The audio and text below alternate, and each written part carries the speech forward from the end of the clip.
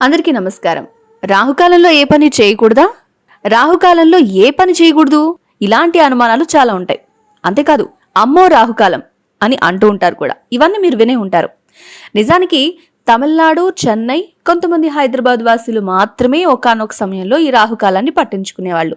కానీ మాధ్యమాల కారణంగా అనేక రకాల ఆచారాలు, పద్ధతులు ఫాలో అవ్వాలి అని చాలా మందికి ఆసక్తి ఉండడం కారణంగా రాహుకాలాన్ని ప్రతి ఒక్కళ్ళు పట్టించుకుంటున్నారు.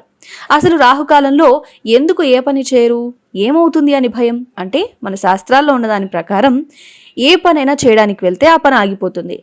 ఆ సమయంలో బయలుదేరితే దొంగతనాలు జరిగే అవకాశం ఉంటుంది. అంతేకాకుండా ఏ ఫైర్ యాక్సిడెంటో, సడన్ గా మృత్యు సంభవిస్తుందనో, ఒక రోగం వస్తుందనో, అంతేకాకుండా చివరిగా మనం చెప్పాలి అంటే ఏ పనైనా సరే మనం చేయాలంటే ప్రభుత్వంతో సంబంధం ఉన్నది. ఒక ప్రభుత్వ వాహనం కావచ్చు, లేకపోతే ఏదైనా సరే గవర్నమెంట్కి సంబంధించిన రూల్స్ విషయంలో మనం చిక్కుకుపోతామట.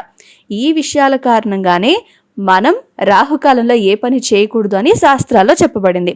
శుభముహూర్తాలు ఏదైనా చూసేటప్పుడు కూడా మన పండితులు రాహుకాలాన్ని అస్సలు సూచించారు. కాబట్టి మీకు ఈ విషయం తెలిసే ఉంటుంది కదా, రాహుకాలాన్ని ఎందుకు అందరూ విడిచిపెట్టమని చెప్తారు, ఎందుకు రాహుకాలంలో ఏం చేయకూడదు అంటారు, మీకు డౌట్ ఉండే ఉంటుంది.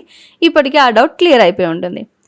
ఇలాంటి వీడియోస్ కోసం మా ఛానల్ని లైక్ చేయండి, షేర్ చేయండి, సబ్స్క్రైబ్ చేసుకోండి. Thanks for watching.